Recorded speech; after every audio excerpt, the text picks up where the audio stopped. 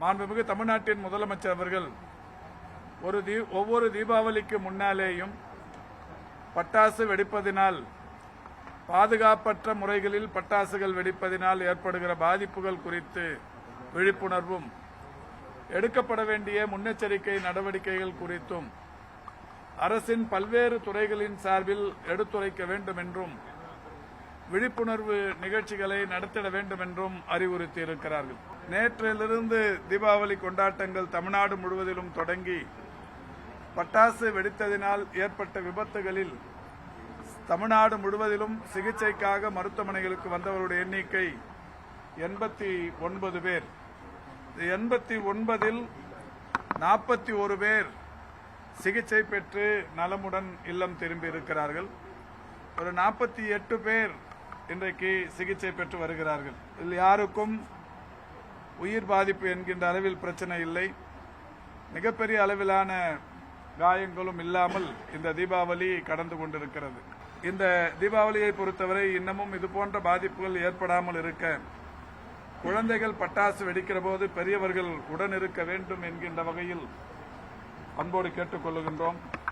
பருத்தி ஆடைகளை அணிந்து வெடிப்பதுதான் பாதுகாப்பானது. சில்கு, நைலான் போன்ற ஒரு ஆடைகளை அணிந்து கொண்டு பட்டாசு வெடித்தால் தீப்பட்டவுடனே விரைந்து ஆடை முழுவதும் பற்றிக்கொள்ளும் என்கின்ற வகையில் அதை தவிர்க்க வேண்டும் என்றும் கேட்டுக் கொள்ளுகின்றோம். குழந்தைகளும் சரி பெரியவர்களும் சரி பட்டாசு வெடிக்கும் போது செருப்பு அணிந்து வெடிக்க வேண்டும் என்றும் கேட்டுக் கொள்ளுகிறோம். பட்டாசு வெடிக்கிற போது அருகில் ஒரு வாளியில் தண்ணீரை வைத்துக் கொண்டு வெடிப்பது நல்லது. இந்த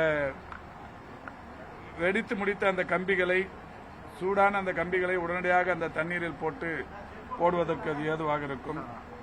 அதேபோல் காற்றோட்டத்தில் நின்று பட்டாசுகளை வெடிப்பது என்பது நல்லது. இடைவெளி விட்டு பட்டாசு வெடிக்க வேண்டும். ராக்கெட் போன்ற பட்டாசுகளை வெடிக்கும் போது அதை கீழே படுக்க வைத்து சாய்வு நிலையில் வெடிக்க வைக்கக்கூடாது. அதாவது நேர் நிலையில் வைத்துத்தான் அவைகளை வெடிக்க வேண்டும்.